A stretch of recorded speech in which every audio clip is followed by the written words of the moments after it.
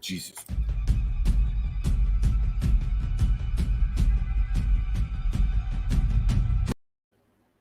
What the?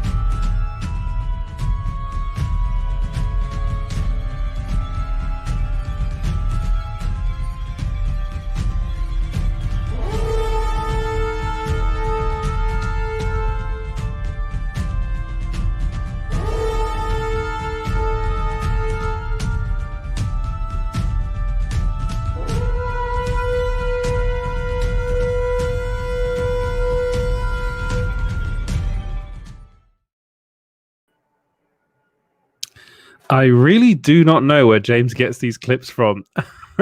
Hello and welcome back to Small Screen Stories. I hope you guys are doing well and are ready for the weekend. Today or tonight or whatever it is, wherever you are, we will be talking about Loki because the finale aired on Wednesday. So we'll be chatting a bit about Loki. We've got a lot of other stuff to chat about. We've got Doctor Strange 2 to talk about. We've got Emmy nominations to talk about for WandaVision and Don Cheadle. And got the fact that James Gunn thinks superhero movies are boring. What? Yeah, we've got so much stuff to talk about. So I hope you guys are doing very, very... What? I did my own meme then. I didn't even realize. And Yeah. And I'm pretty sure you saw at the beginning that James is back. Producer James is back. So I hope you guys say hello to James in the comments. Just when I thought I was out, they pulled me back in. So, yeah, and also guess the movie, as we're saying in the comments. Should we have a look at what people are saying in the comments? Saying hello to Bobby Anderson. I hope you're doing very well. She says, hello, everyone. We've also got Sean Harrigan in the comments. He says, go over there and hit that effing like button. Do it now. Go over there and hit the fucking like button. Exactly. Go over there. If you could do that, that'd be brilliant. There are only 5 of you at the moment. Hopefully, we'll get a couple more later on. We also have Reese75 saying hello there. Are we getting that? I've seen you before. You're the asshole on TV. Hello there. And then we also have Clint Baker in the chat as well saying, hey, James. And he's also behind the scenes right now waiting to be brought in to the show. And let's bring him in now. Do it now. Now. Bring him in. No. There you go. There you are. Oh, you caught me doing magic tricks again. Damn it. How you doing, Clint? I'm good, man. How you doing? I'm very, very good. Yeah, I'm desperate to talk about Loki with somebody because I don't know, like literally none of my, for some reason, you and James are the only two friends that have been watching the show every week. I know a lot of people that said, oh, they watched the first couple of episodes and then said, oh, wait until they all come out and then I'll binge watch it. But you've been watching it every week. And what did you think of the finale? I absolutely loved it. Hold on, wait. Is this the Marvel chunk?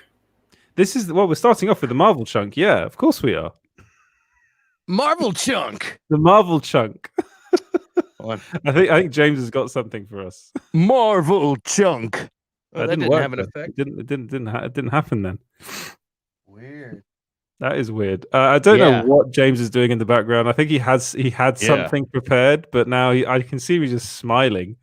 So I suppose we'll carry on with the Marvel chunk. Marvel Chunk. It's going to be like a blob Yeah. meme or something. Marvel Chunk. Marvel. Yeah, No, there it is. There it is. Yes, that's what we're waiting for. I was hoping for Kingpin or something, but I'll take it. I will take it. So, yeah, what did you think of the finale and the season in total? Oh, dude, I absolutely loved it. What Clint likes everything. What's new about that? But yeah, What's no, man, new? I really liked that they made everyone happy. You know what I mean? Like they people wanted Kang so bad, and they almost gave him Kang. They kind of gave him a version of Kang, and I mean, I don't know how big into spoilers we're getting in this, but man, we're doing full spoilers. Don't worry, full spoilers. I've been waiting for this for a long time. Yeah, so me too. I want to talk about it. Yeah, I loved it. I thought it was great. And all right, how you been, Clint? How you doing? I'm good, James. Good to see you, man. Good. How about you, Edward? I'm good too. How are you, James? Good. Let's do this. Oh, God. Okay.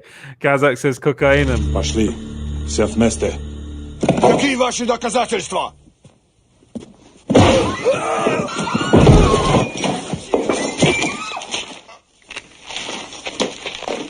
Cocainum. And hello, Prince Zodiac, which is interesting because I realized what Prince Zodiac's name meant. I looked it up the other day, and the name is based. I knew that was coming. I knew that, but yeah. Am I getting predictable now? Yeah, you are. You are getting predictable. Oh yeah. James. We know you're never going to finish a sentence. It's like. Oh boy. Right, back to Loki. Come on, let's do it. Man, I absolutely loved it, and I was wondering how they were going to go with it. Is it going to be a variant? I had a big theory that maybe Richard E. Grant didn't die, and because remember that because he'd done the projection for Thanos, and I was like, maybe he did it again. They told us, but I really liked the way they went with it. I really liked the way they explained things with he who shall remain, at the desk and all that. Yeah. And I really like they get in there. Everybody, of course, got the crap scared out of them with Miss Minutes jumping out of there. I like there was a fourth statue that was crumbled. That was a nod to the comics. I liked people were like, yeah, it was kind of a bunch of talking exposition. I'm like, I love that though. I do too. I'm like, maybe I'm getting old, you know what I mean? But I like when they explain stuff, and I know that we have like the comics for reference, but they do things different in the MCU. So when they actually go through the trouble of explaining how it all works, it's freaking cool, you know what I mean? And so and I soak that stuff up. Sometimes the talking episodes are for me are the best ones, I actually think the talking episodes of this show were the best ones because I think the first and last episode are the two best episodes, and they were very talky heavy, weren't they? I mean, the first one was basically just Tom Hiddleston talking to Owen Wilson, and then the final one was we're going to spoil it, was Jonathan Majors, Majors, and they never actually refer to him as Kang. No, in the episode, because I rewatched it and I was like, did they actually call him Kang? He calls himself a conqueror. He calls himself a bunch of different names. He who remains. He who remains. Yeah. Yeah. I'm sorry to interrupt you, man. But no, go on. Yeah, he who remains. That's a different character in the MCU, and I mean in the comics, and and they went ahead and combined the characters, and it's cool the way they did that. And there's other things. There's other things that they're doing. I feel like combining the Enchantress and Loki, they kind of combined them both. And that's where you got to pay attention and see, it's like not everything's going to be exactly like the comics. They're trying to tell the best story possible visually, and I think they're doing a good job. I really liked. I had time. I watched it again this morning, and it gave me time to really think about, like, I know, yes, time travel, multiple universes, this and that, but really it helped me wrap my head around exactly how it works. And I don't even think they fully explained it as much as what my understanding of how it works is, you know what I mean? And I think some people are just like, it's time travel or whatever, but it's pretty cool the way they've done all this, What did you think?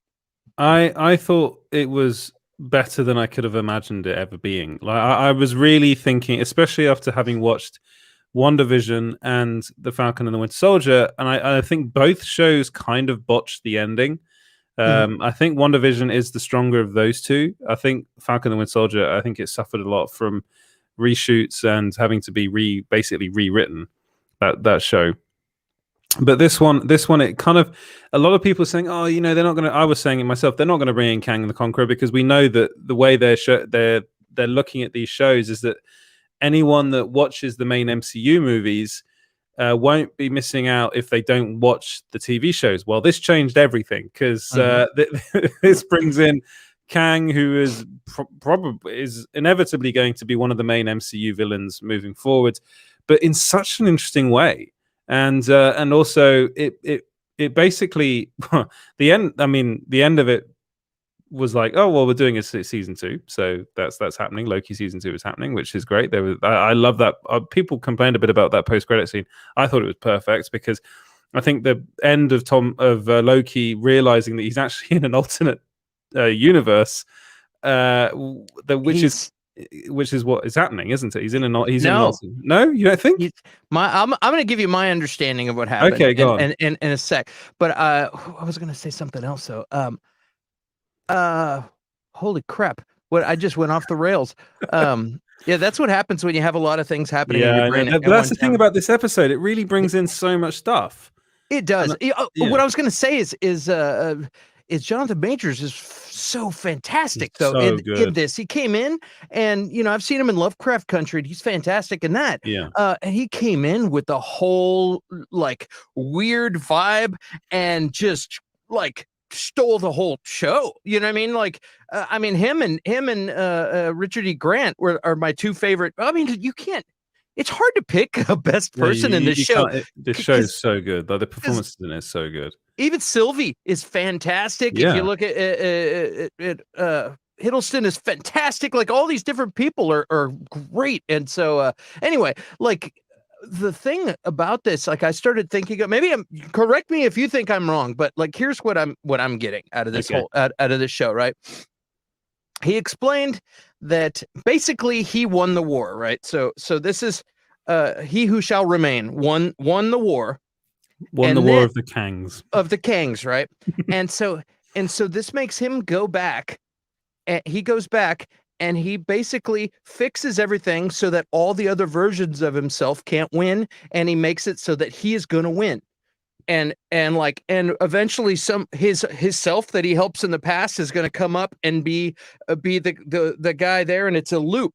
As long as he keeps fixing it, the past Kang, or the past he who shall remains, who won the war, who the good guy, are going to keep winning. As soon as he stops going back and fixing things, and every time there's a little variation from this loop, then he goes back and fixes it. No, I can't let that happen, because that could lead to this, which in the future is going to end up allowing bad version of me, Kang, or whatever, one of these other guys to end up winning. So I have to make sure that I'm the only guy that keeps winning. So he basically won by accident. There's an infinite number of these possibilities that are happening, and one of them, who was the winning guy, in other universes, there are Kangs that won. You know what I mean? But it totally.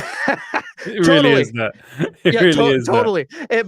But finally, one of these winners, who happens to be a good guy, thought about it and figured it out and said, okay, I have to go back and keep rigging the game. So he's been rigging the game over and over and over, and just keeps doing that. As soon as he stops, and he didn't know what that threshold was. They had a threshold, and he said, okay, I've done it up into this point. If I can talk these guys into doing this, then cool, they can keep it going. If not, it'll just work out.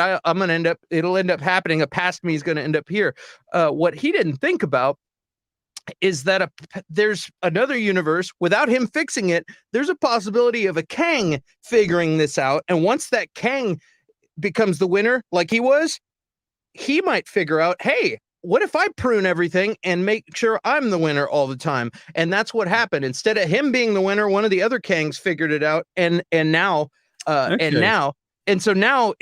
going to keep pruning and make sure he's the winner of everything. And maybe he's not doing it exactly the same way as he who shall remain, but he figured that out. And I think he who shall remain just assumed that he would be the one who was going to. Oh, I always going to end up back this way, but not if something else happened that you didn't fix after you died. That doesn't explain why Mobius doesn't know who Loki is, and Loki does. Like Loki does because it made a past reality.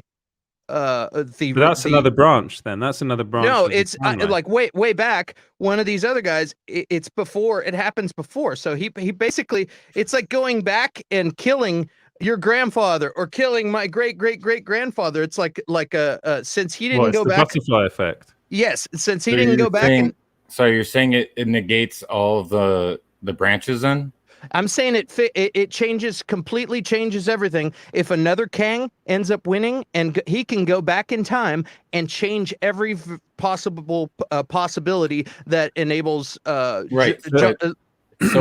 So that erases that completely. You're undoing the multiverse basically. Basically, going back to the beginning. He's going to go back and prune everything so that the Loki TV show reality never happens. Kang could go back and if Kang ends up being whoever the last guy is the guy who can go back and control everything. But once he allowed himself to get killed, that means that somebody else ends up being the last guy. That's the deal. The last guy always has the ability to go back and rig the game. Is the deal. So, but what this episode did, though, and this is undeniable, is that it did introduce the multiverse into the MCU, and what you're saying is kind of going against that, as far as I'm understanding it. Is that there isn't really? I mean, it's like they're going to kind of go, oh, there isn't really a multiverse. It's just that one Kang. No, there is a multiverse. There's a multiverse. It's just that he who shall remain is pruning the multiverse so that every possibility of things that could lead to a Kang winning don't happen. He needs his own reality that makes him the last guy in line who controls everything. So he just prunes. That's why he's pruning everything. He can't let everything happen because he can't.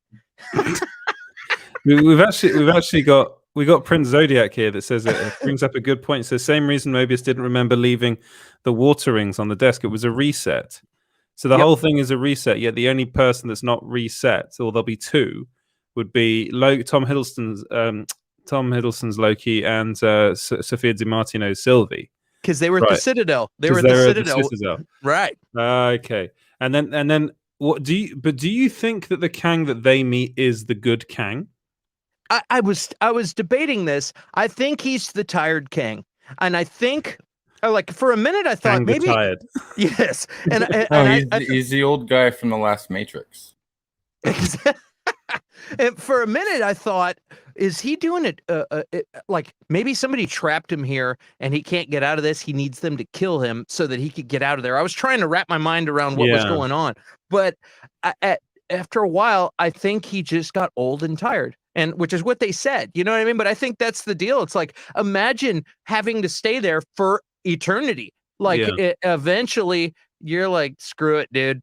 And you know, what's the worst that could happen? He's just bored and tired and for eternity. Like at some point, everybody you loved is gone. I guess you can time travel, but it's like the whole point of life that's fulfilling. It's like, okay, I'm done. I need to not exist anymore. And I just seeing what happened on the other side of the threshold, he was so stoked. He didn't know. You know what I mean? It was like a new untold reality happening. It got him excited. He's like, okay, I'm out of this loop that I've been in forever, having to manage this whole thing forever.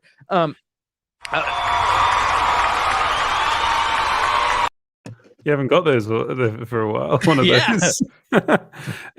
Can we quickly bring up what Corey had to say? Bring it up. So all his memory was wiped, like the TV agents when they are all taken from their timeline.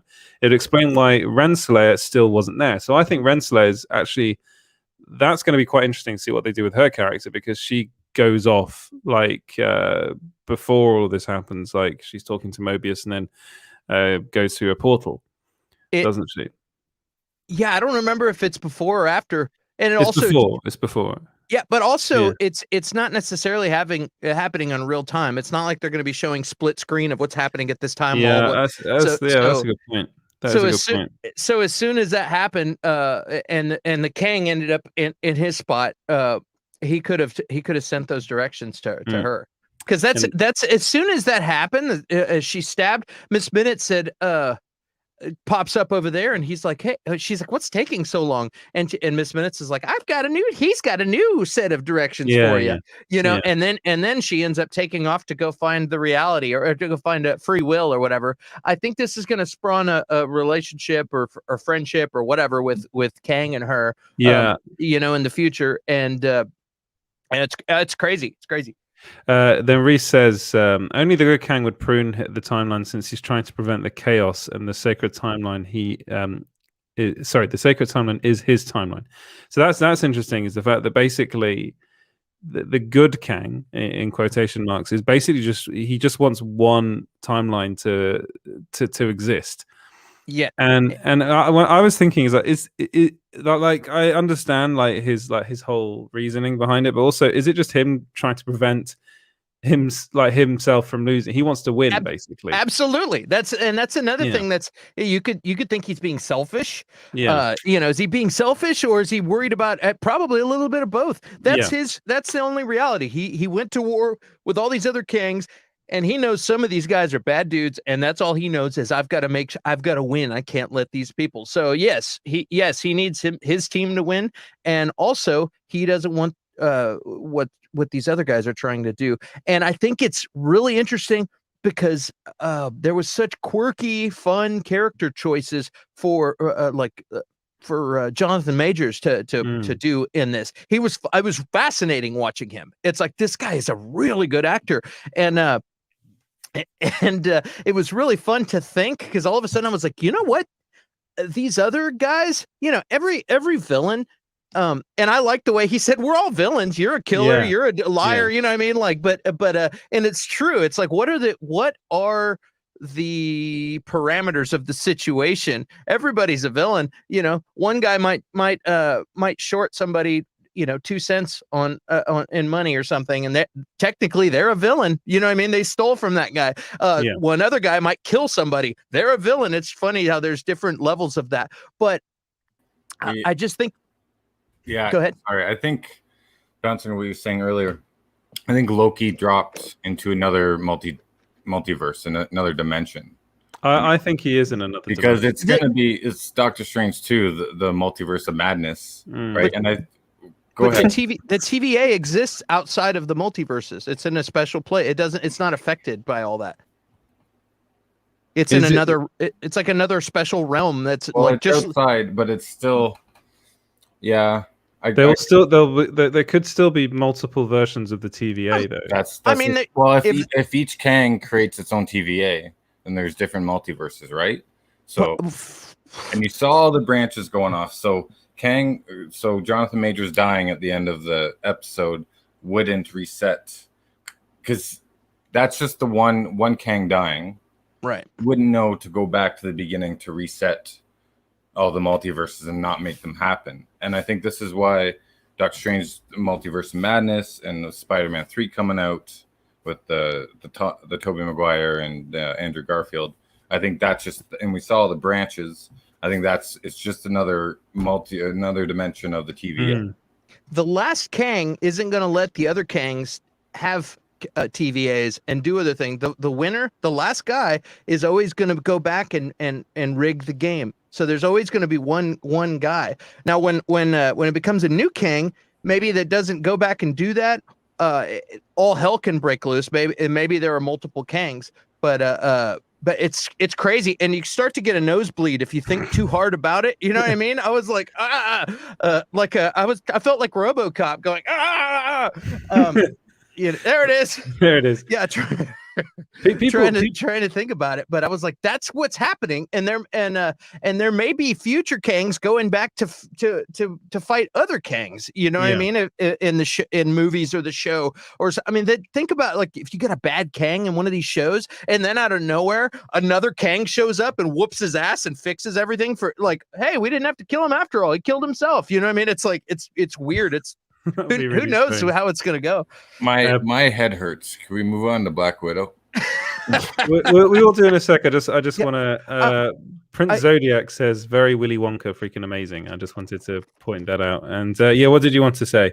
what I was getting at though is like, look at how good Jonathan Majors was. Now think about a Kang who has lived different experiences and done different terrible things, or had loved ones killed and had terrible things happen to him. That's turned him into a really bad guy. Whoever he's scared of.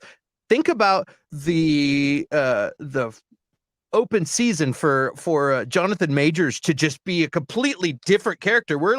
I was like, oh, we got this weird quirky Kang. I was like, the Kangs that we see in the future, that sounded like Christopher Walken, the Kangs, but yeah, they might not act anything like this version of He Who Shall Remain or He Who Remains or whatever. You know, I mean, it's they might be complete cold-blooded, quiet, cold-blooded evil people, and so that's really fun. Every time we see that guy's face, we're gonna like wait to see what comes out of his mouth and what he says and how he acts. It's gonna be cool. It's gonna be so cool. We're gonna see him next in Ant-Man 3, I believe. You might who knows? We might see him in Doctor Strange 2. The guy, let's be honest, the guy lied to everyone. Jonathan Majors, when he said, "I've never heard of this show," which is literally, he was asked whether he was in it. He's like, "I've never heard. I don't know what you're talking about," and he was in it. And then Mr. Moody says Clint is right. He says there's only one TVA that exists outside the multiverse. So I think maybe you want to take that little comment there, Clint. Oh, is right. Hold on, I got to screenshot this real quick. Screenshot that one. There we go. I got it. What? Clint is right. I love the sound of that. That's great. It's very good. What I think that the first off, I love the fact that they called it that he referenced the multiverse. Kang, he said the multiverse war.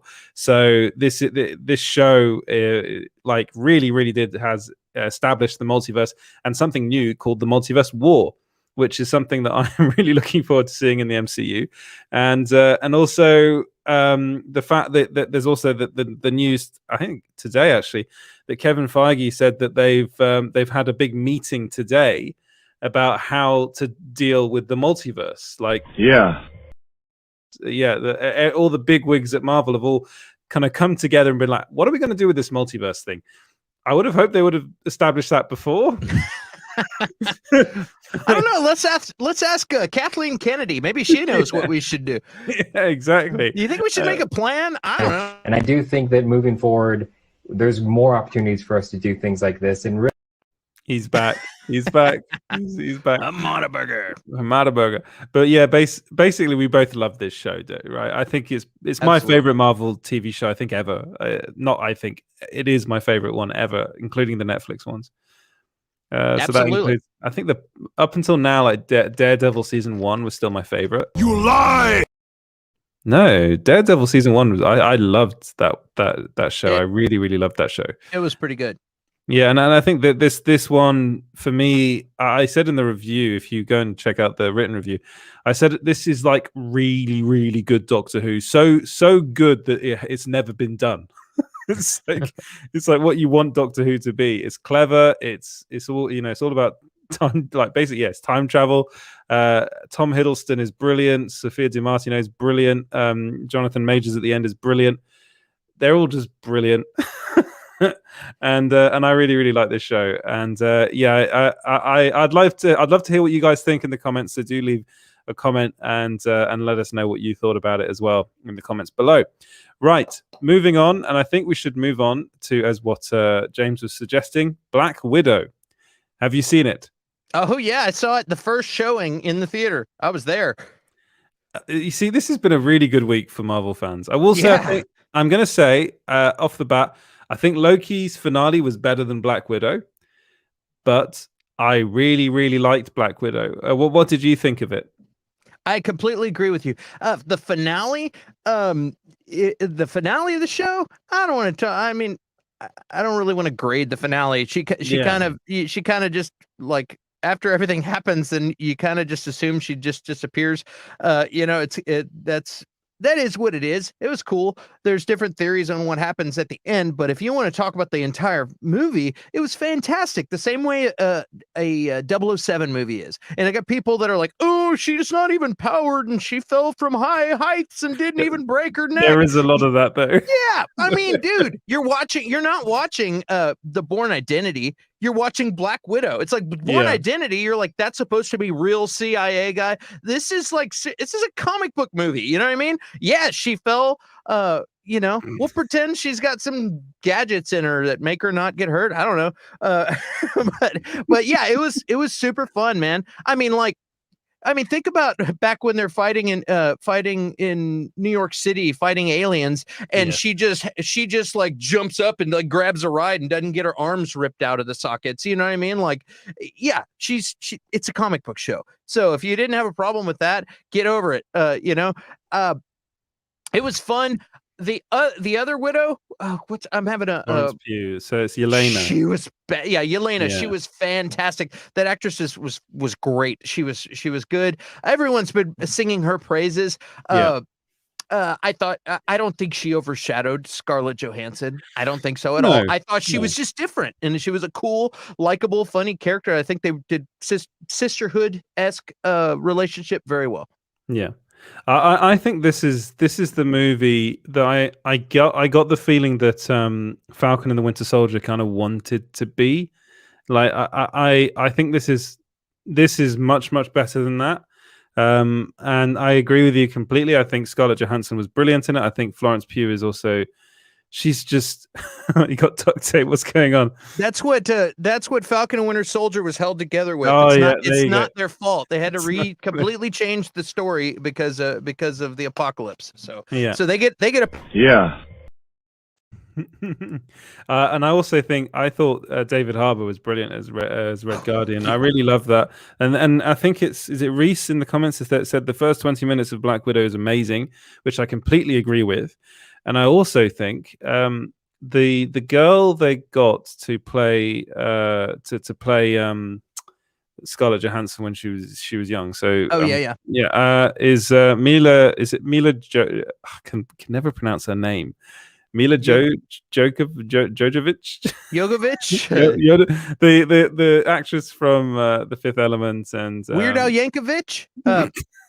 No, Mila Jovovich. I thought it was Jovovich. Is how I've always said it. James needs to come in and tell us how to actually. You might remember her back in Cuffs. When you can't remember the name, you should just move on. No, because it's a bit. It becomes a bit. It's Yogovich. Resident Evil's daughter, Prince Zodiac says. But so I thought she was really good. I was watching the beginning and I was like, she looks like someone. She looks so much like her. Like it's actually insane. She's also Paul W. Anderson's daughter as well. So you have to remember that. It's their daughter. In the beginning with the blue hair. She's really, really good, and I think that the film. That's not Mila Jovovich.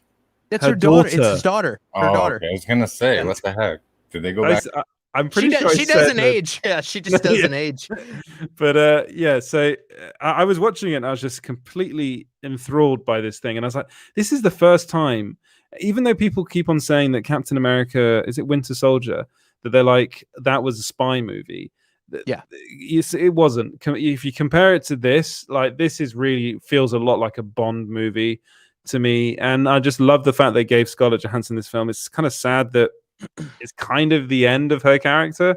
Like, dude, really, I think I would love to see another movie with her doing missions and stuff, the same way that when she's getting interrogated in the other movies, other films, and they think they've got her, and then she was like, okay, thanks, and she busts out, and I would love to see her on some secret missions, like doing some crazy stuff. That would be awesome. But I mean, it would be brilliant. They can do it. There's time. There is time to explore there, but I really love the family dynamic as well. So like you've also. You got so David Harbour as Red Guardian, who's like the Russian version of Captain America, and I just thought he was fun. I thought he was really funny and fantastic in this, and has a massive chip on his shoulder about not really ever.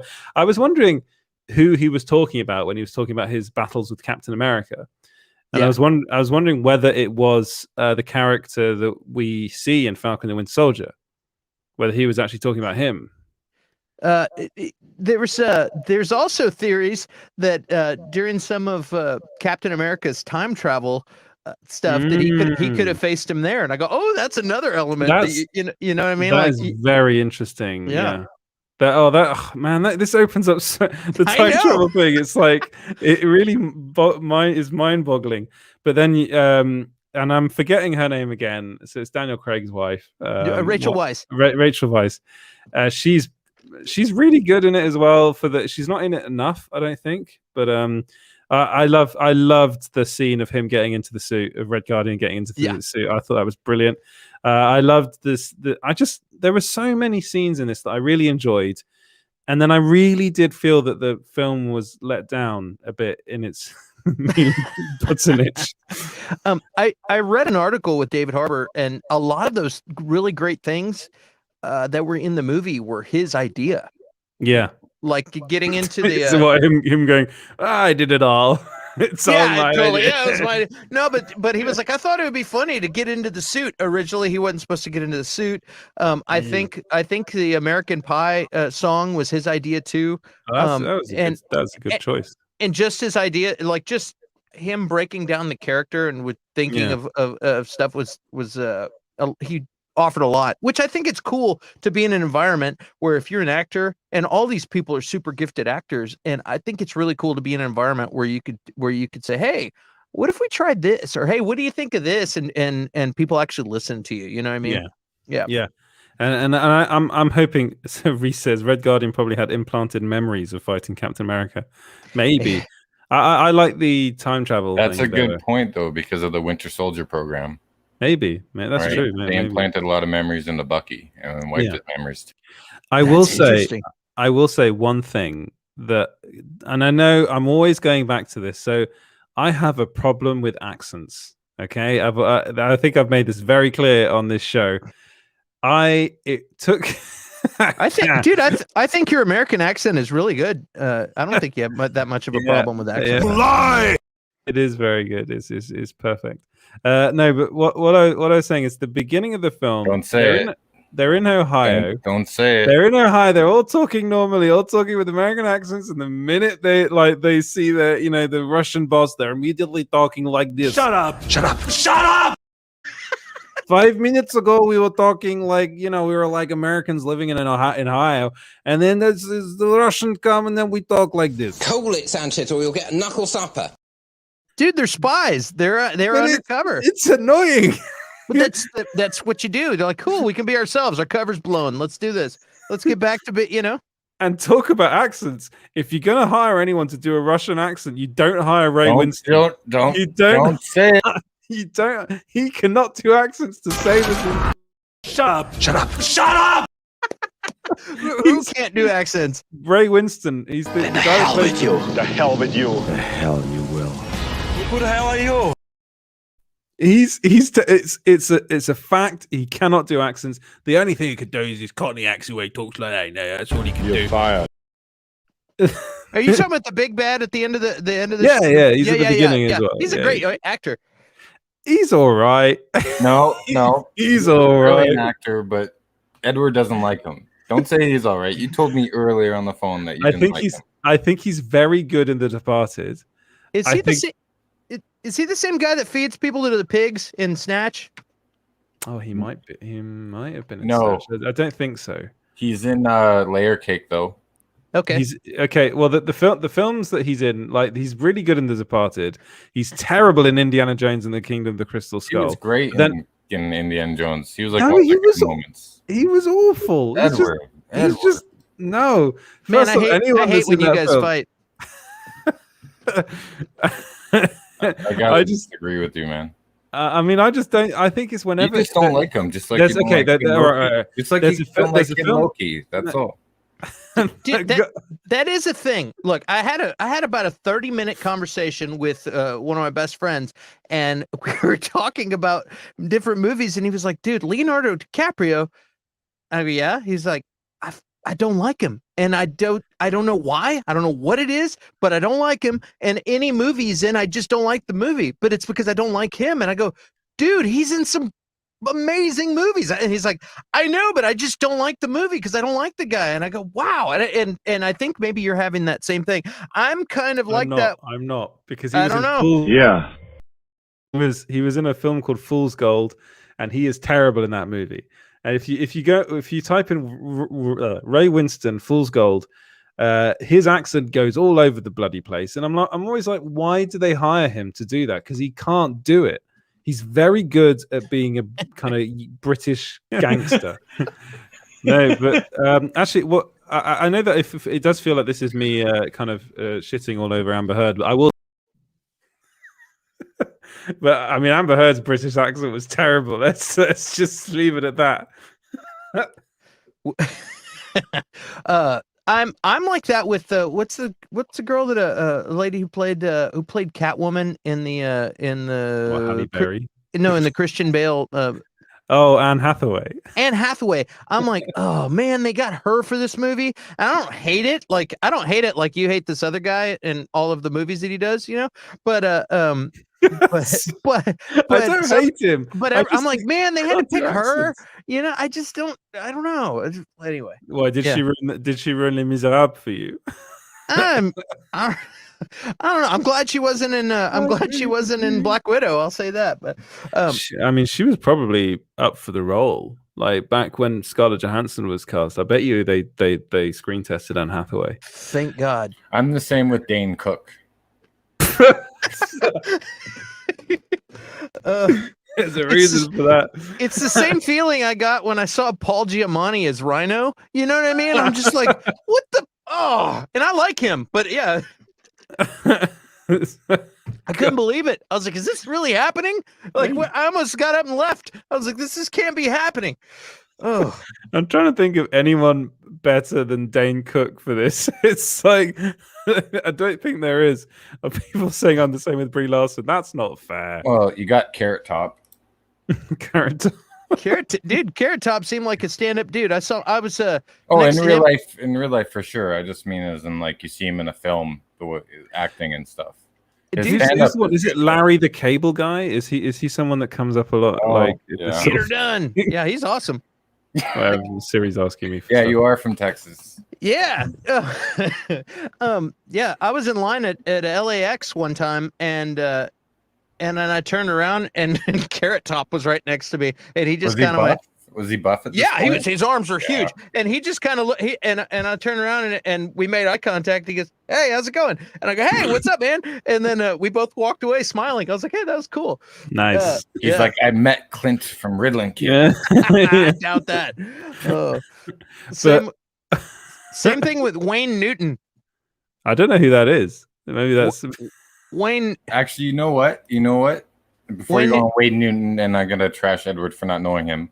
But Vin Diesel is another actor that I don't like seeing in films, except Saving Private Ryan. But that's probably because Vin Diesel isn't a very good actor. Let's be honest. That's it, right? But what about Boiler Room? Ray haven't seen that actually, but I've never ever said that Ray Winston's not a good actor. What I've you said did. You told me on the phone this morning. No, you said you don't like him. You're such a liar. Guys, come on, guys. From the bottom of my heart, I'm not making this up to do a bit or to be funny or anything. This is what you said, and then that's why I was like, "What are you talking about? He's a great actor."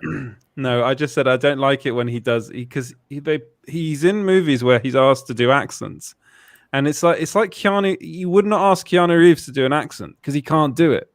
So why are you bringing in Ray Winston to do a Russian accent? We all know that James's favorite film is The Pacifier. I've never watched that film. I need to see that. Wayne Newton is he's a singer from the 60s, 70s, and he does a lot of Las Vegas shows. He was big time Vegas guy. Big in the 60s, 70s. He's one of the icons of Vegas and disco.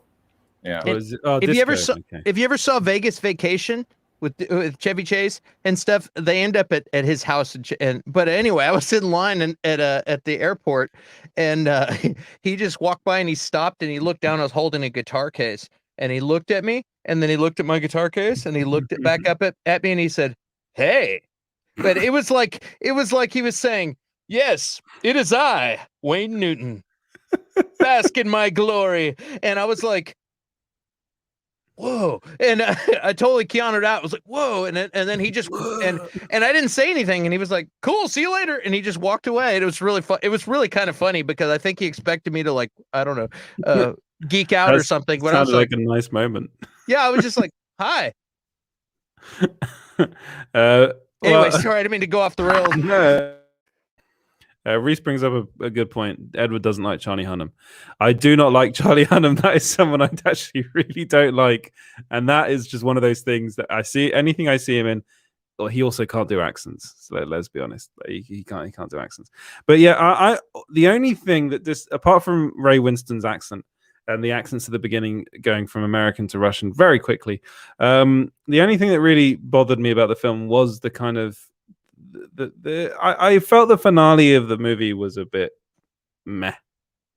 Yeah, I'm going to be honest there. I thought that, I wouldn't say it let the film down because I still enjoyed it, but it just wasn't as strong as the rest of the movie.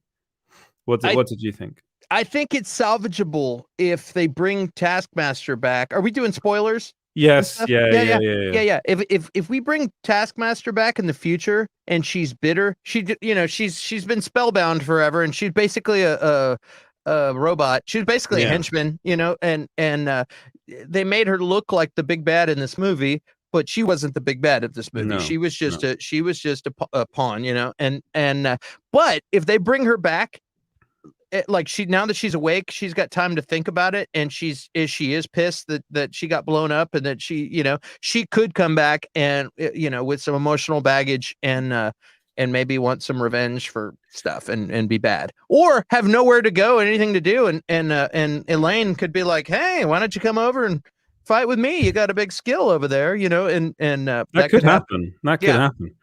What did you think of that reveal? So that was a big thing, and I've seen a lot of disappointment, I think is the best way to put it, that they did that with the character. Taskmaster is a very famous character from the comics, and actually I think is one of the only villains in the comics to have really defeated the Avengers. I believe. I think I'm right. And the fact that what they did also getting Olga Kurylenko to play that role. She literally has one line. She's a former Bond girl. I'm happy that she's in a Marvel film, but her career really, it's such a shame. Think of this though. They went to the trouble of getting her. They could have put anybody's face there. I think maybe they're going to use her in the future because she's a recognizable actor. You know what I mean? So I have a feeling they're going to bring her back, and she's going to play the character, and we're going to get a little bit more of the Taskmaster we want. I think they needed to keep this movie concise.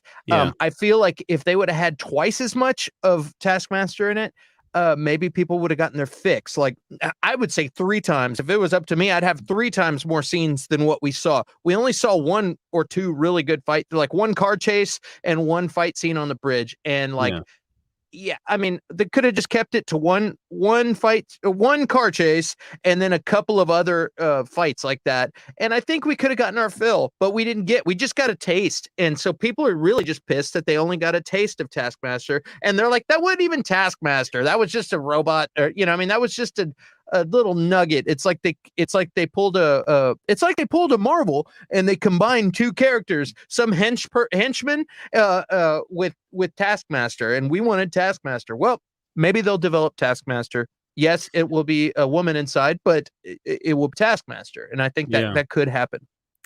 The overall impression I've been getting from a very very loud section of the Marvel fandom, I think the gender swap is one of the issues that they have with it, and I also think I think the way the character was kind of, in the end, she is just kind of pushed to one side. Really, they literally lock her in a room, right? and honestly, I was a bit surprised, I'm going to be honest, by what they did here. It made sense for the story. It made sense for Black Widow's story because it's the daughter of the big kind of the guy that runs the Red Room and everything, and she thought she'd killed him, and she, by basically killing her, and that was the whole aspect of that story, and I liked it as far as that was concerned.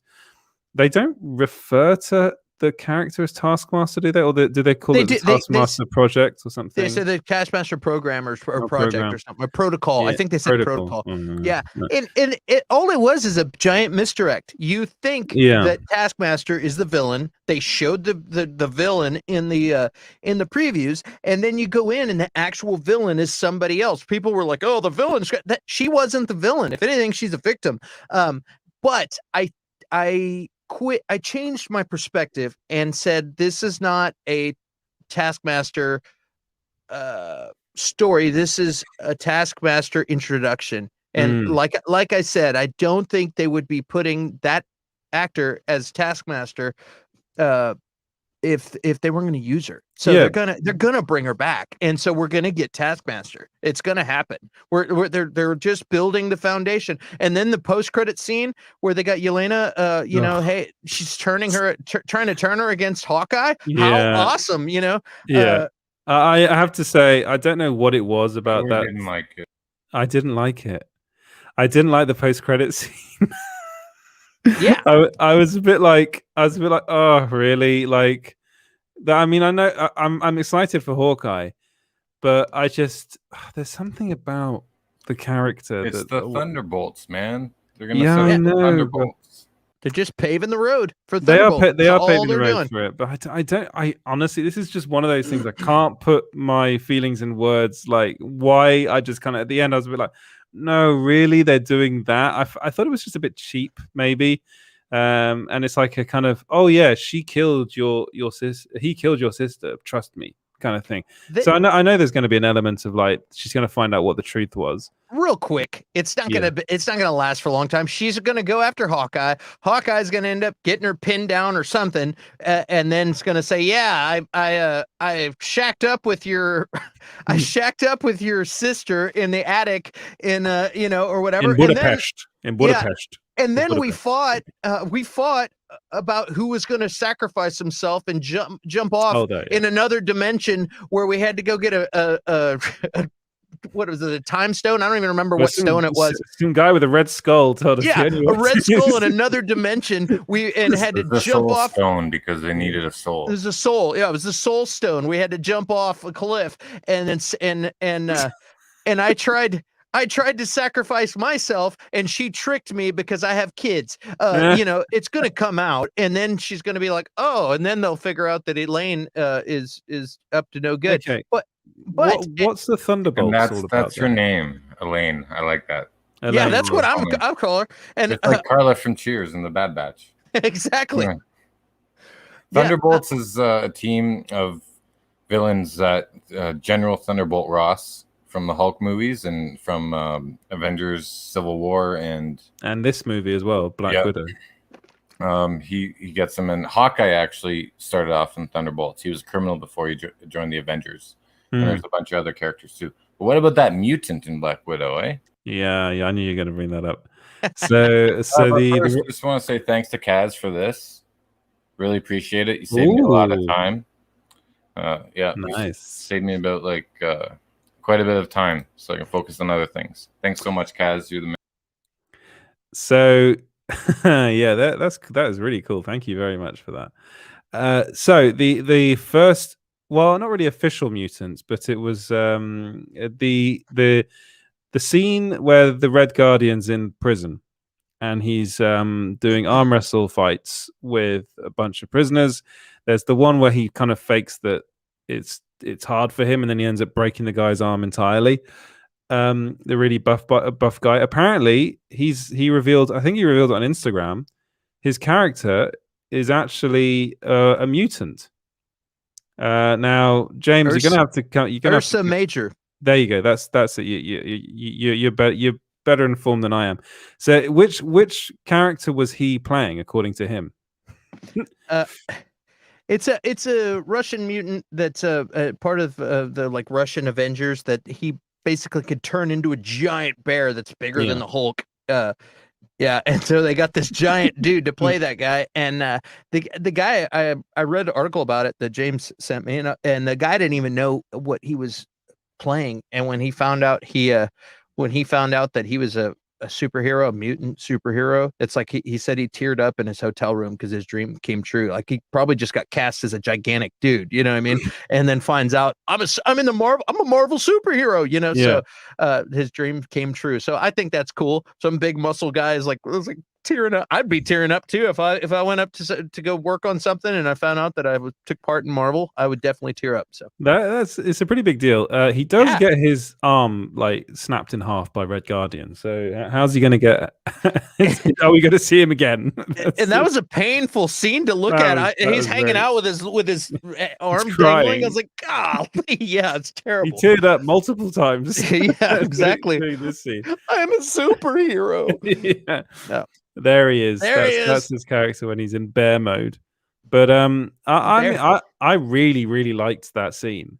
I think, to be honest, most of the scenes with David Harbour I thought were brilliant. Like, I love him as the Red Guardian. I really hope they're going to bring him in a bit more, but I don't know if they will.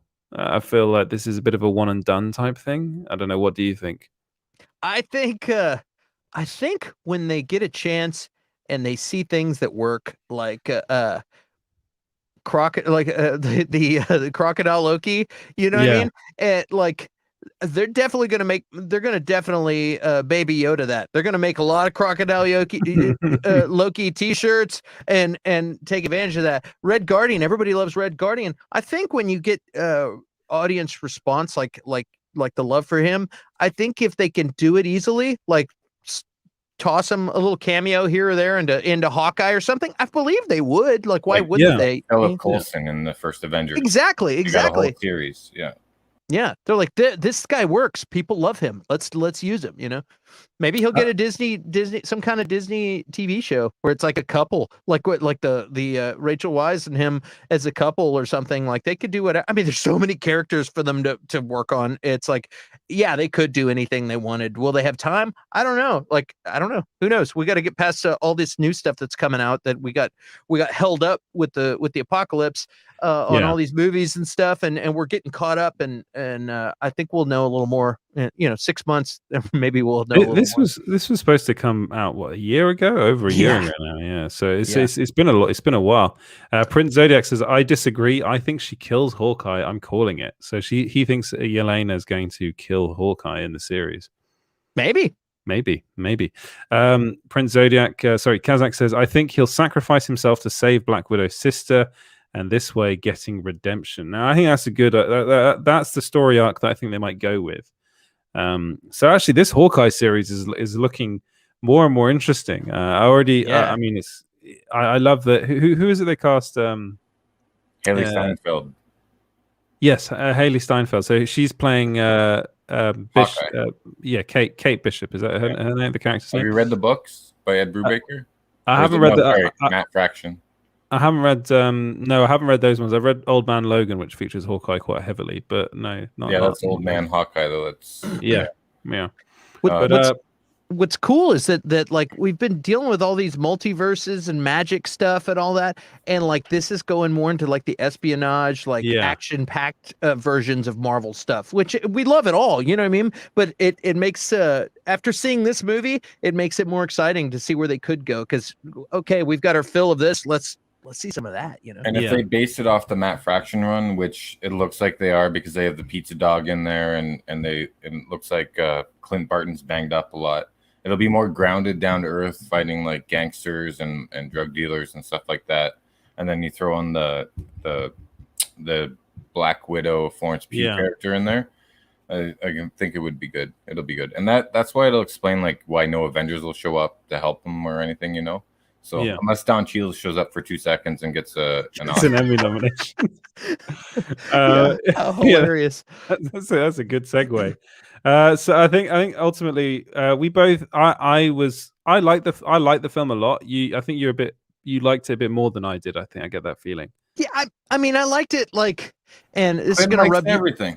Yeah, Clint likes everything. It's gonna rub you the wrong way. Find something he doesn't like. Actually, no, you didn't like Jupiter's Legacy. Let's be honest. Jupiter's. Come on, man. Why are you gonna bring that up? We're talking about good stuff, and you got to go to that. No, but I think, I mean, the way I looked at it, it's just a super action movie. We got super action. We got some cool new characters. We got cool character development, understanding of like, it wasn't just straight back to her old family and everything is lovey-dovey. It's like, it's hard. Like there's conflict and there's emotional conflict, but then at the end of the day, they do care about each other and help each other out, even though there's betrayal and all. There's a lot of emotional stuff. So it's like, I think that's cool. I thought some of the villain stuff, it was kind of weak. Like the I like the idea. It's very like 80s Bond villain premise. You know what I mean? It could have been better, but I think the family stuff made up for it. And you know, I give it a B+. You know what I mean? Yeah, I'm about the same place as you. And again, it's kind of typical kind of Marvel weak villain fodder here again, like the whole. But it is. I'm sorry, James. It is. But it's, you know, what's funny is a B+ is still better than everything else that's out there. So it's hilarious. We're win-win situations. We're judging it against like Endgame. You know what I mean? Like we're spoiled. We've got all these great movies that come out. Even the ones that people complain about, like Captain Marvel, were fantastic and sell $1 billion. You know what I mean? Like compared to other shows. I will say, I think Black Widow is a lot better than Captain Marvel. Wow. No, but this comes from someone that actually enjoyed Captain Marvel. I was one of the very few people that was like, I actually thought it was good. Black Widow is better than Captain Marvel, and I like Captain Marvel. I mean, it was a decent superhero flick, but I don't think Captain Marvel was anything special.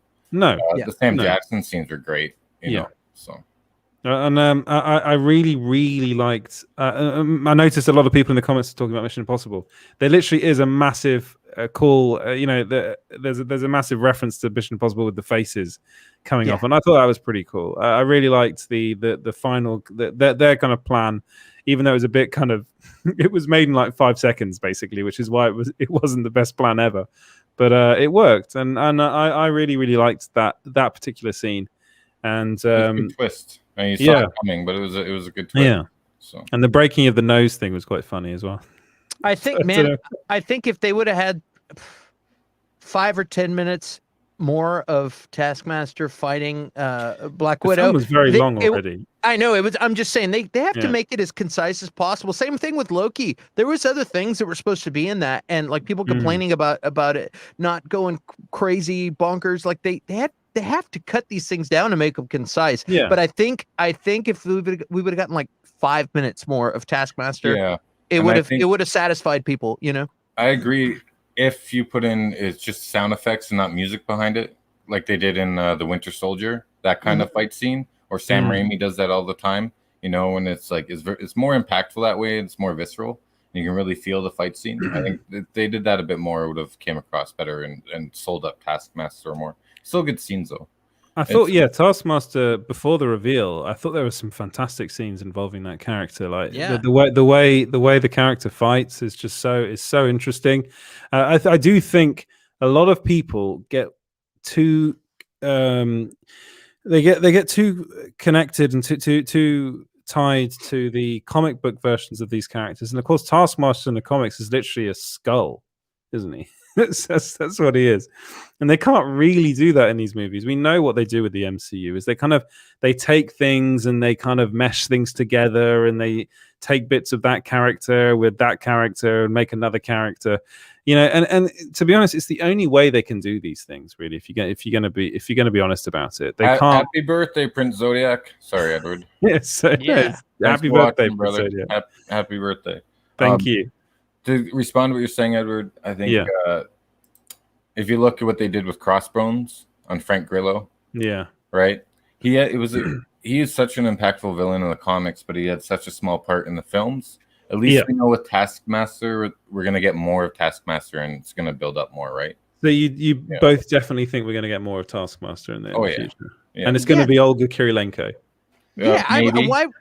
I think so. Why would they have her in there? Like they could have put anybody. Like they could have gotten some no-name person. You know what I mean? Like, I agree. Sorry, because she has those implants where she has Taskmaster's power. So they're gonna develop the character more. It's whether Taskmaster becomes evil or becomes good. We're not sure yet, but I bet somewhere you in between. end up on the Thunderbolts, and maybe they'll call it Dark Avengers instead. Who knows? Maybe We're that'd just be- kind of that'd be she's cool. probably kind of lost right now. You know what I mean? She's been controlled for forever, and she's got these abilities. So now she's on her own into the world. So now it's just a matter of who comes and offers her comfort and a good deal. Which We're will gonna take probably care of you. be Elaine too, Yeah. because Florence Pugh's working with her. Yeah, exactly. She's manipulative.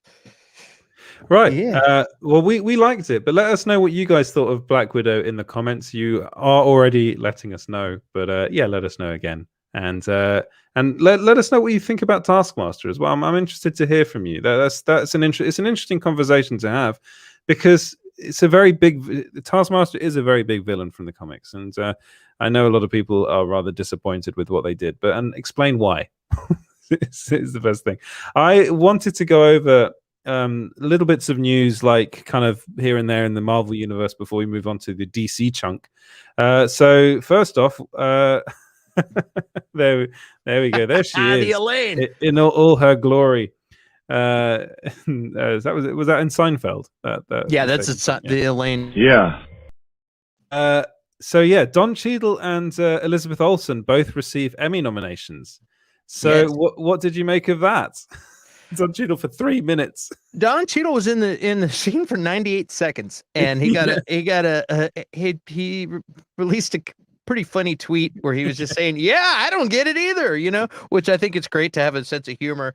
Yeah, definitely. Yeah, and I don't know. I don't remember the exact category. I can look it up. I've got it here.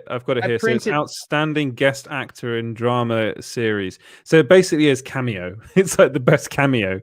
I didn't know I'd be printing out 56 pages when I printed that out. I was like, oh, yeah. There's a lot of them. And then of course Elizabeth Olsen she's nominated for Best Actress, so she's got some real heavy competition in that category. So I mean, I like her performance in WandaVision. I'm going to be honest, she's not going to win this one. She isn't going to win it, because she's up against Anya Taylor-Joy in The Queen's Gambit, Kate Winslet in Mayor of Easttown, Cynthia Erivo in Genius, and then Michaela Cole, I think, is in I May Destroy You. So I'm pretty sure. I think Anya Taylor-Joy is going to win that one personally. I think she might get it, but it's just a really, really difficult. It's like a really good category this year. And also Paul Bettany's also been nominated as well. So, the 23 nominations for WandaVision. That's a lot. That is a lot. Yeah. Go on, sorry. I was just going to say, I called that Kate Winslet on a video I did on my channel. Kate Winslet is going to win this. You reckon she'll win it?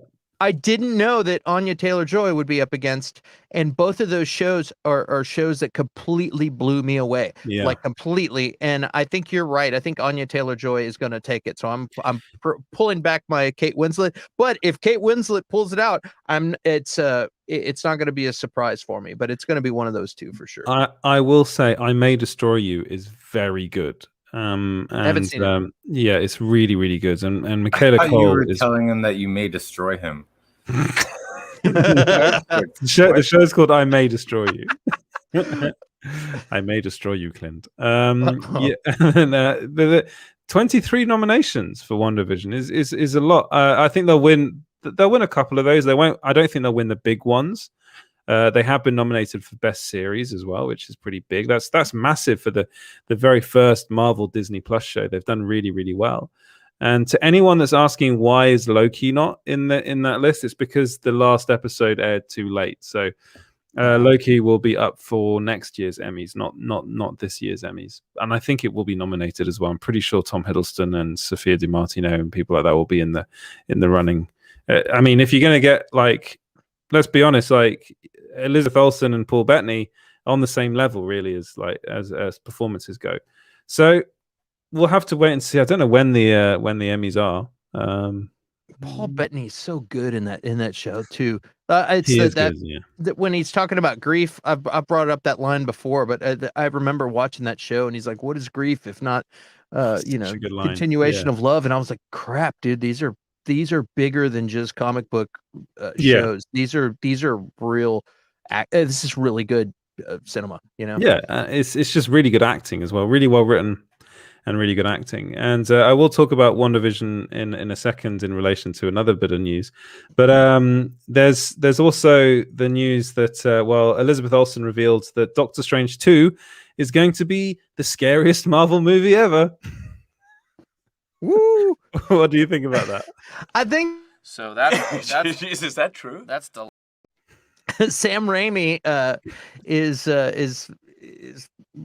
driving this thing. So I'm not I mean, surprised. yeah, I think he's going to have fun going back to some of his roots and stuff. And I think Elizabeth Olsen's version of what scary is probably different than somebody who is on the set of The Exorcist. You know what I mean? I think other people look at scary as like gory, like Saw. You know what I mean? And it's like it's not going to be like that either. As far as Marvel movies go, it's going to maybe be creepy. You know what I mean? Which is fun. This is a cool direction, and it'll be fun. And it's just like it took her. It was the scariest thing I've seen in Marvel so far is Elizabeth Olsen in the back room looking at that was the scariest thing. That's about as scary as it's gotten. Miss Minutes jumping out and go, hey, that's about as scary as it's gotten when it's so saying that I don't think says a lot in terms of horror and scary, but it sounds fun to me. I will. Well done. I will say that Elizabeth Olsen has been the scariest thing in the MCU.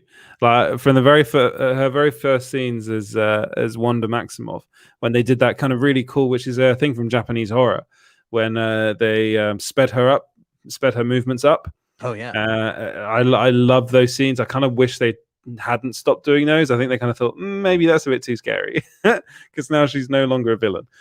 So I think that's probably why they stopped it. Maybe they'll start it again. I'm pretty sure Sam Raimi will love to do something like that with her character. The interesting thing about this is that they actually, let's be honest, they fired Scott Derrickson, who was originally going to make this movie. They got rid of him because he wanted to make a horror film. And he was very open about that. If you go on Twitter, he talks about it very openly. And he's like, our visions didn't align. I wanted to make something that was really a straight horror movie. Marvel didn't want to do that. What do? They go in and bring Sam Raimi, who is a horror director, really. Above all else, he was the guy that made the Evil Dead movies. And, he's very famous in horror. But he also made Spider-Man. But if you then go and watch, especially the first Spider-Man movie, there is a lot of horror stuff in that first one with the Green Goblin's character and stuff. It's very horror inflected, and I think that's what this is going to be. I think this is going to be a superhero movie where it's going to be weird. It'll be scary to some, but it won't. I wouldn't consider it to be a horror movie. No, I think it's just going to be kind of creepy, as you said, and that I'm fine with that, to be honest, because kids watch these films. Let's be honest, that they are PG movies. I don't know what it is in America, but they're films that are aimed to like 12-year-old kids. Really, it's called PG. Yeah, PG. And okay, so I think I think that marks the end of the Marvel chunk and the beginning of the DC chunk, which is a very small chunk. It's a very small chunk. So do let us know anyway what you think about all this, all the Doctor Strange 2 news. I agree with Kaz. Surgery scene in Spider-Man 2 is straight up Evil Dead. That's what I always think of too. With the zoom. So that's the Doc Ock scene, yeah? Yeah. That is really, really good, that scene. I can't wait to see what he does with Doctor Strange. I'm pretty sure we're going to see Agatha Harkness popping up in this too. Feige made some comments too, where they're like, hey, we're gonna see her again, and he's like, hey, we can't see her soon enough. And, he kind of plugged her up and coming movies with Knives Out and stuff, but he was like, he's like, we can't get her back soon enough. So she's been nominated as well for an Emmy. I forgot to mention that earlier, and I think she'll win. I think if anyone's going to win, I think it'll be her probably.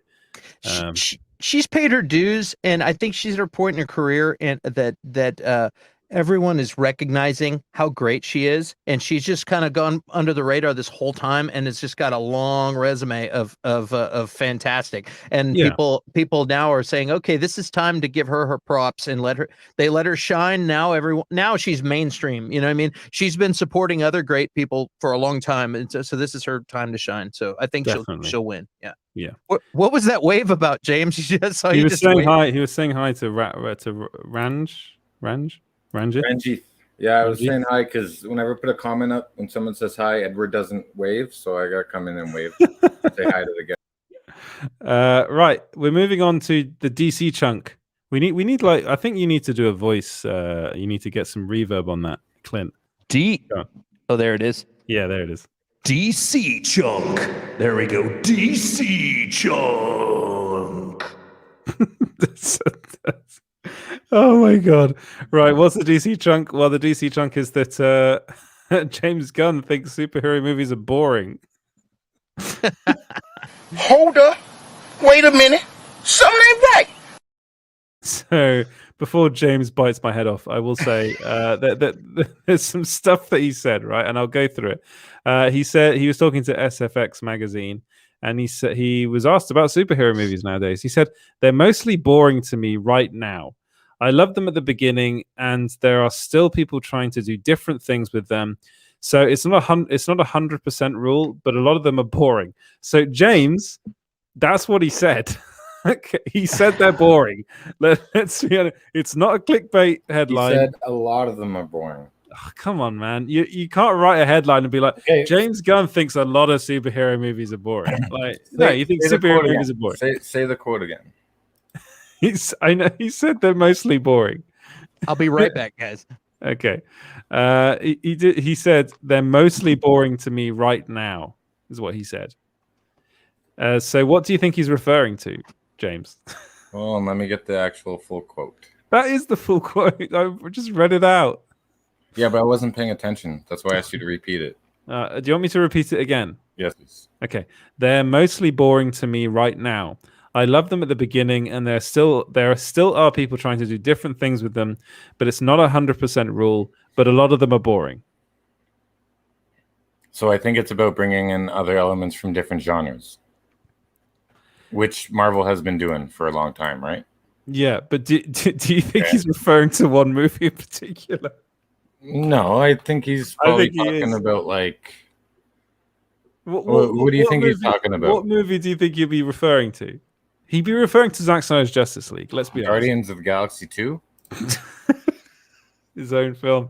I honestly think he's referring to. I think he didn't like that film, and he found it very dull. Well, if he didn't like that film, then it's and probably Black Widow. Then it's probably from his. It's probably from his taste because he's got different tastes. Yeah, so you can see that as a director. But see, everyone's like, "Oh, James Gunn trashes on superhero movies and calls them boring." Blah blah. Like, he doesn't say they're all boring, right? He says they're mostly boring. He also said, "I love the idea of making a supervillain war caper film." You know? Yeah, but like, this is switching. Yeah, but okay, you are right, and he's saying, I genuinely think he's referring to I think he's referring to films like Captain Marvel.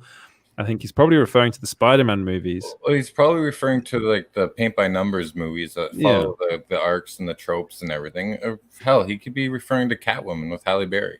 You know what I mean? No, because he said now. He said now. Well, So he's talking about it's the ones that are boring, like that we think are boring too.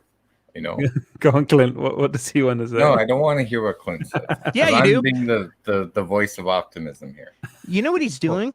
What? He's marketing his movie. His movie comes out on August 5th. So he's marketing his movie. Recently, Scottie Pippen, formerly of the Chicago Bulls, said that the coach was racist. And wow, he cut himself off that time. Did he actually cut himself off? Yeah. No, he's still talking. Hey, and he said some other stuff, I think, about Michael Jordan, and Shaq jumped in and said, "Hey, he's not racist. That's not." And then he pointed out, you know what he's doing? He's got a new energy drink company and a new shirt company or something, and it's like he's marketing his thing. That's what that's what they're doing. Yeah, but I don't think James Gunn would need to say stuff to get headlines when he's promoting Suicide Squad. Dude, he's an arrogant. Snyderverse fans are doing that enough for him already, and then the whole change of like Suicide Squad is doing it already. Like he didn't say anything bad. That's what I'm trying to say. He didn't say it to spark the waters. I know they're being honest. They're taking something that he said and they're spinning it to get clicks, and that's what I was telling. That's what's happening. He's saying it's not clickbait. No, it's no, it's not clickbait. It's not because he did say it. The headlines of people look. Okay, here we go. Let me read the headlines here. I just searched it. James Gunn thinks superhero movies are mostly boring nowadays. James Gunn talks DC versus Marvel. James Gunn says new superhero films are mostly boring. What was the small screen headline? Don't bring that up. What was the small screen headline? It's James Gunn says superhero films are pretty boring now. Or pretty boring. He didn't say pretty boring. First of all, Edward. I know, but he said mostly boring. Yeah, I know. Listen to this. The reviews for the Suicide Squad absolutely loved it. The movie is super violent, extremely funny, extreme. The Suicide Squad is fantastic, no holds barred, superhero comic bonanza, unpredictable story, unique styles, risks, violent, hilarious. All right, hold on. Glorious and explosive time. Completely the opposite of mostly boring. I get it. That's why he's making he makes super exciting movies, he's basically saying my movie is over the top because I think that most other shows are boring, so I'm trying to make exciting stuff. That's exactly what I told you as Edward, as a director. That's his taste. He makes exciting films, and a lot has to be happening, and there's got to be some good characters and good twists and stuff. And the other paint by numbers ones are mostly boring to him. But people are going to take this quote and they're going to do clickbait headlines and say stuff like James Gunn says superhero films are pretty boring now. And then, to get James. and make a big stink about it. That sounds like an article I read. Hello there.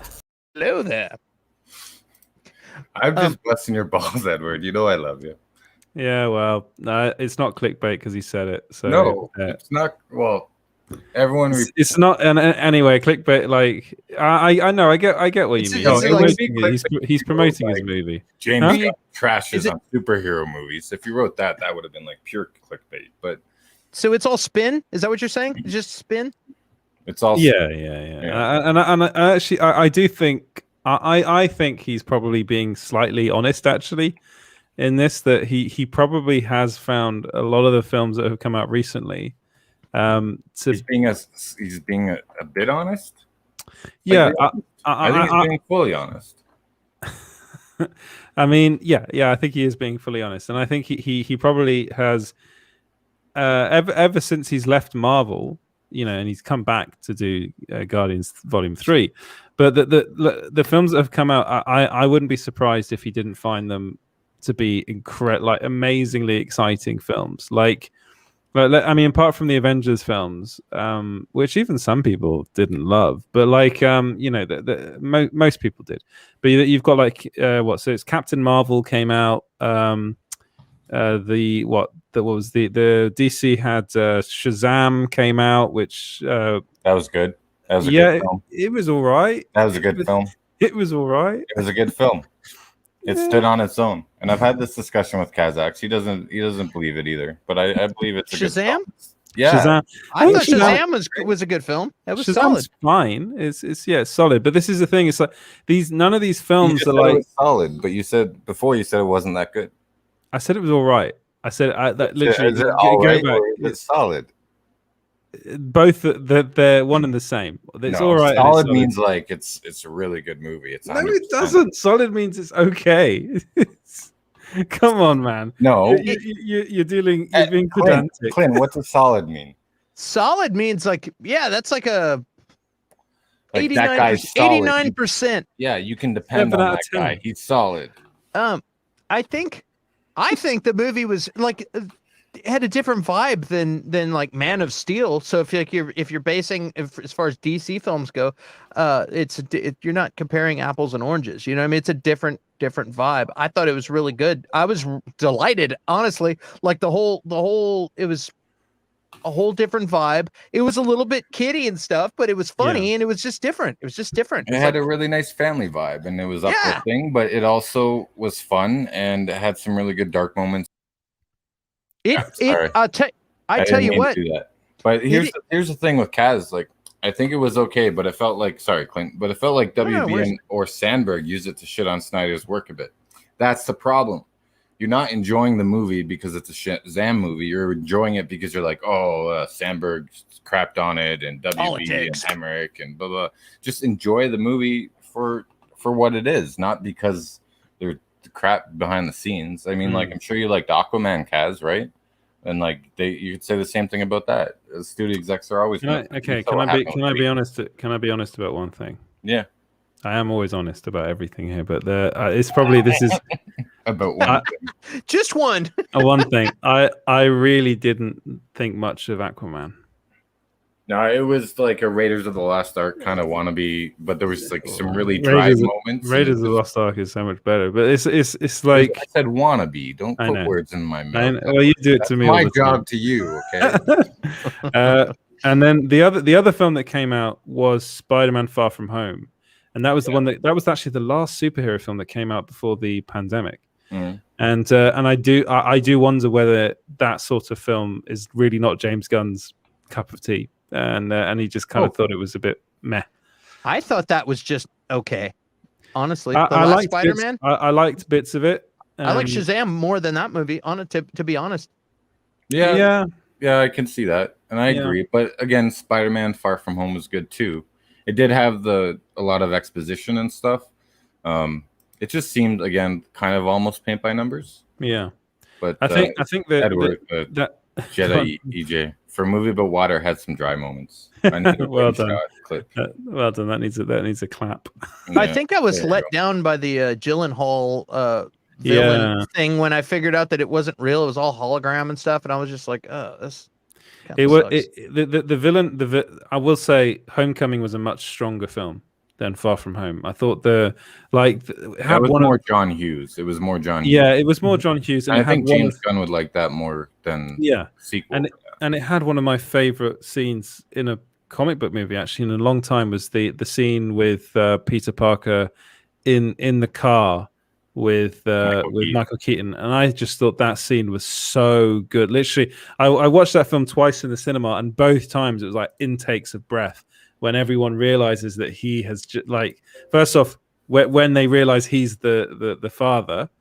And then when you see the moment when he realizes who Peter Parker really is, I was like, that is brilliant. And also that there's the juxtaposition with the lighting effects in that scene they're so good. And the way they did the red light and and it's like the red I think it's the red that turns to green, and it's like the realization. It was so good, and nothing came close to that in Far From Home. Very sinister, very sinister. Yeah.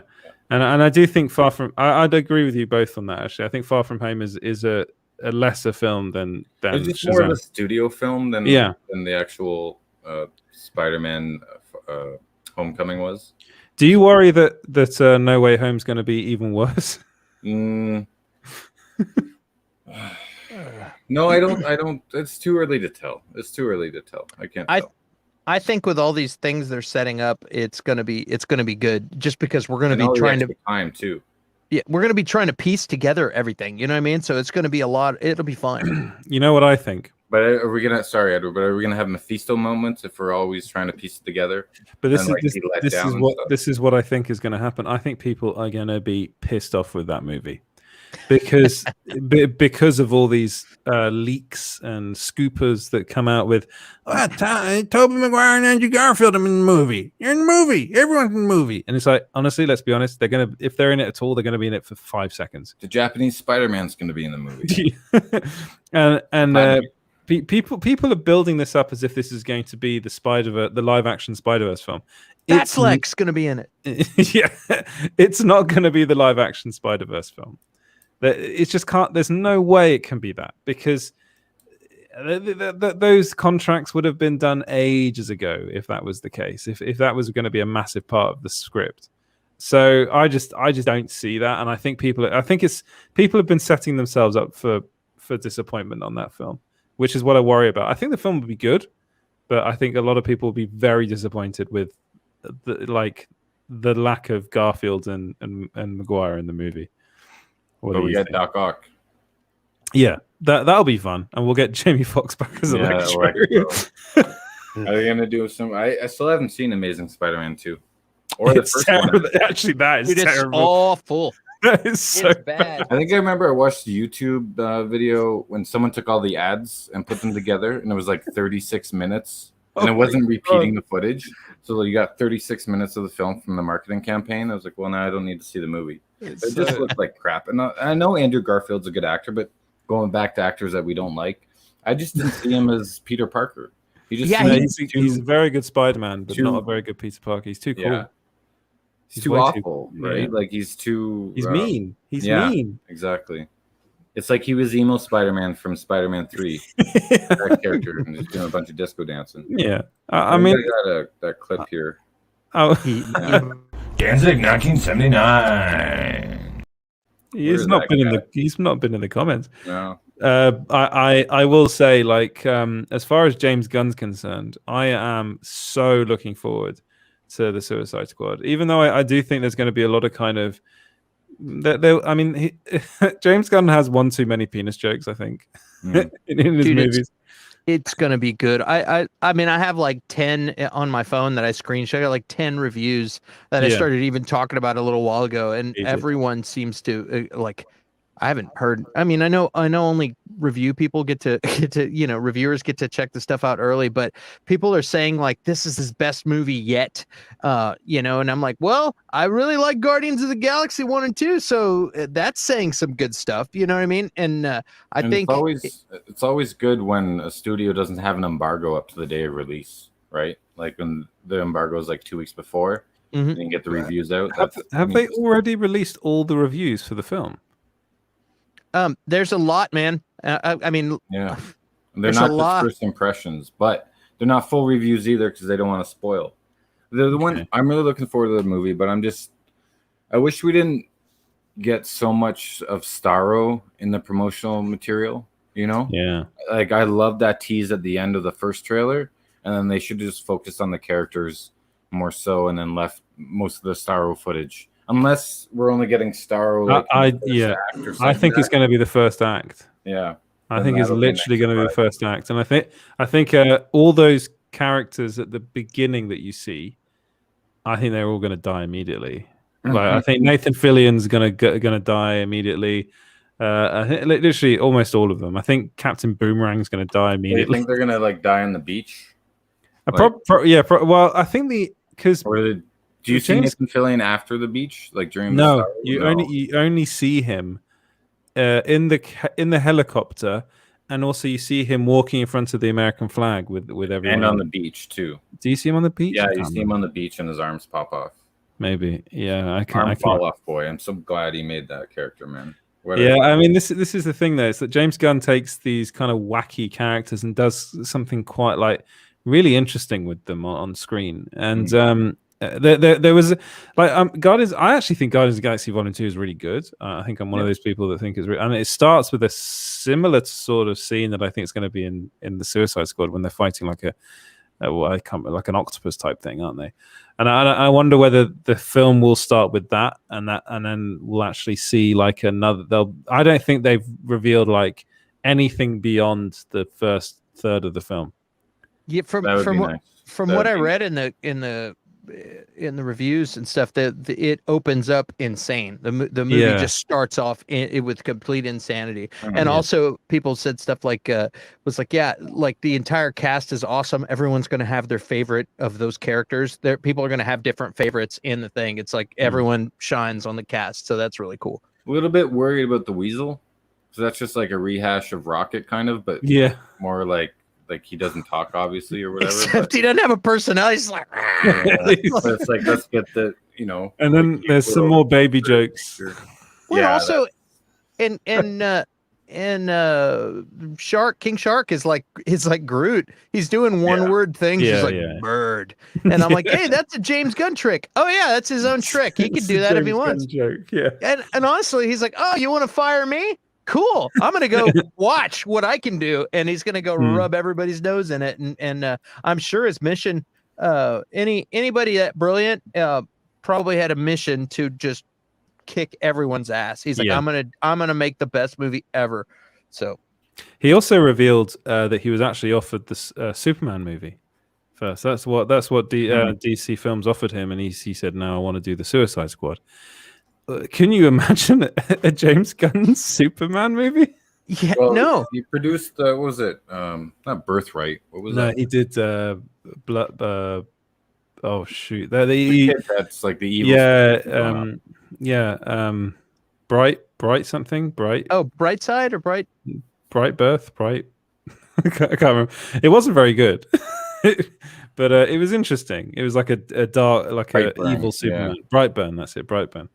Like, Evil- do you think that's what he went in and pitched to WB with something like that, like as an Elseworlds? No, I think he said that the only thing he wanted to do was the Suicide Squad, and that was the only thing that he wanted to do, and I kind of understand it. Like he obviously has loves these sort of characters. They're really wacky characters. They're in the comics. I think I've got the comics, some of them behind me, and it kind of suits him. It really suits him. I don't think Superman would have suited him at all because he's never really done anything like that. He knows his strength. You know what I Yeah. mean? I'm not going to walk in and make a Dark Knight film if he's hilariously funny all the time. Even what got him in trouble in the first place, he was just trying to be funny. He's always just trying to be funny in any movie or anything he does. So it's like, like I mean, maybe he could surprise us. I'm sure he's capable of anything, but I want to see him doing something where he can be funny like this. This is like, I think this is the best thing he could have done. Do you think he'll do a sequel to this afterwards, or do you think he'll just be like, "That's it, I'm one and done"?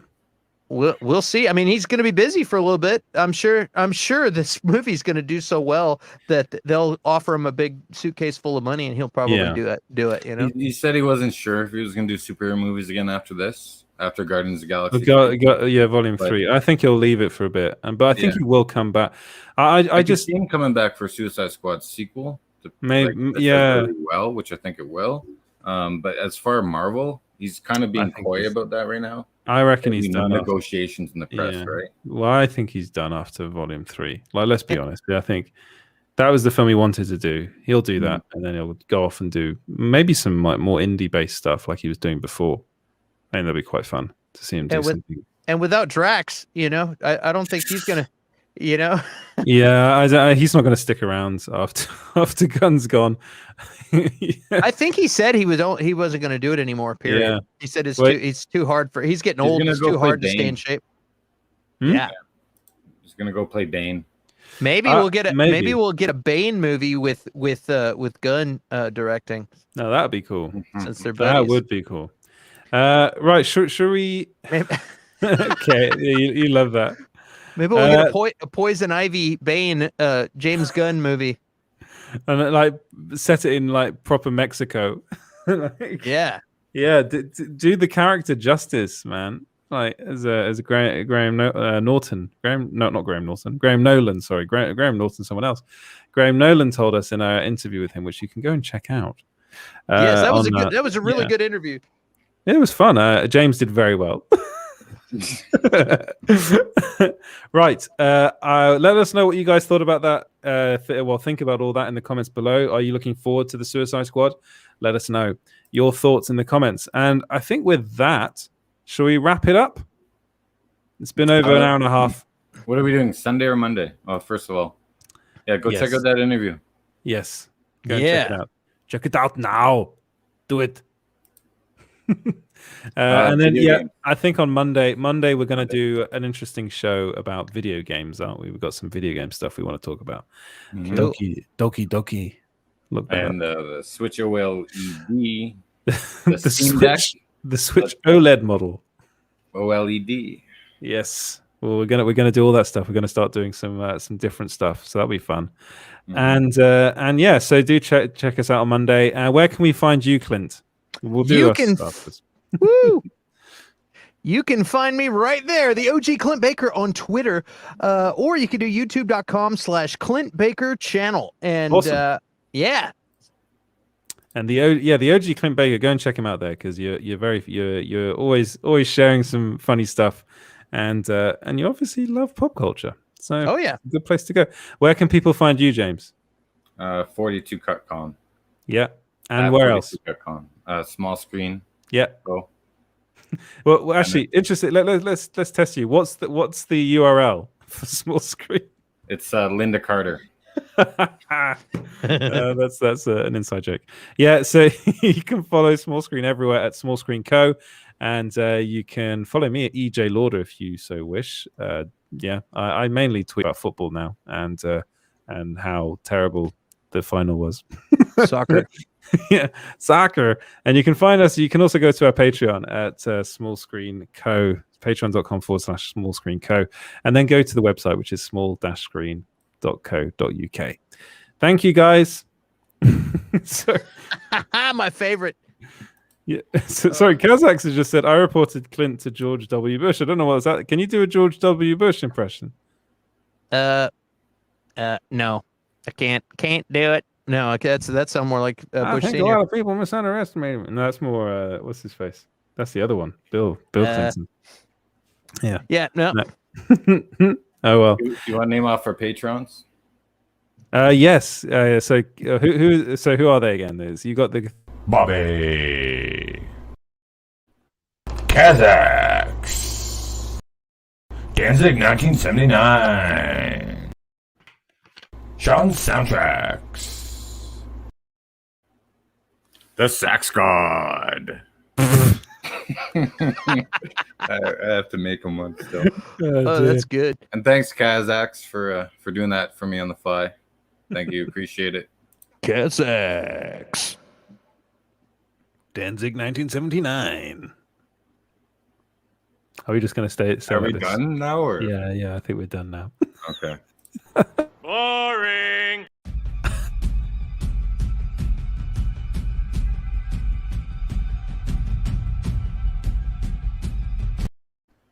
Thanks for watching. Bye.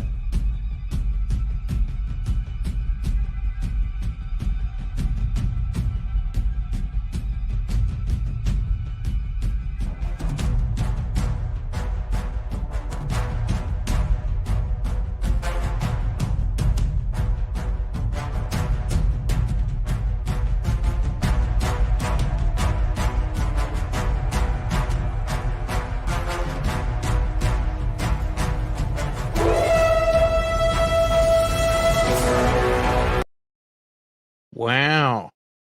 Wow. Wow. Wow. Wow. Where's my freaking jet ski, man?